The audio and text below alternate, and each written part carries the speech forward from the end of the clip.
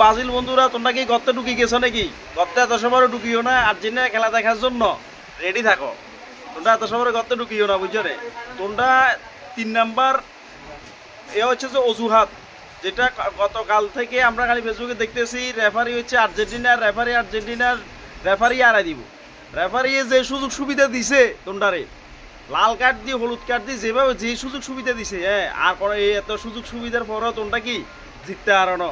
তার মানে তোমরা কোয়ালে জিতে আর নাই, জিততে না তোমরা জিতবেলা ইয়ে না, তোমরা গুড বাই, টাটা। আর একটা জিনিস হচ্ছে যে উরুগুয়ের খেলার কথা কি বলবো, উরুগুয়ে সম্পূর্ণ ইউরোপিয়ান স্টাইলে খেলছে। মানে ওদের যে লং পাস, জার্মানি যে স্টাইলে খেলাগুলো খেলে থাকে, উরুগুয়ে সেম স্টাইলে খেলছে, খুবই স্পিড ছিল। এরপরে উরুগুয়ে গোল আদায় করতে পারে না, ব্যাড লাক। টাইব্রেকারে কিন্তু ঠিকই কিন্তু তারা জয় তুলে নিছে। আর এলিসন বেকার কি করছো তুই, মাত্র ইজ্জে সেভ করছো। আর ইজ্জে যদি কোনো মতে সেভ করতে তারপরে কি আশা থাকতো, তোমরা কি আর আন্ডা বাসপা কি মার্টিনেজ নে যে বেকু খালি সেভ করিয়া লাইবা? আর তোমরা আমার কষ্ট লাগে, তোমরা ফাইনালে আইতা, তোমরা আর আন্ডা কাপ নিতাম, ঠিক আছে রে, একটা মজা পাইতাম। কিন্তু তোমরা আর সেমিতেও যাইতে আইলে না, ফাইনাল তো দূরের কথা, তোমরা কোয়ার্টারে তাটকি গেছো।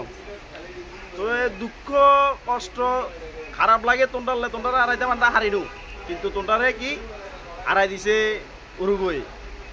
তো আর মনে কষ্ট লই হাইতা না। তো এই আর্জেন্টিনা খেলা দেখার জন্য তোমরা রেডি থাকো, যাতে আর্জেন্টিনা হারে তোমরা ওই কামনা তো করবে, ঠিক আছে রে। কিন্তু তোমরা এই কামনার কাজে আসতো না, চ্যাম্পিয়ন আর্জেন্টিনাই হইব। তোমরা দেখতে থাকো। ওকে, বাই বাই, টাটা।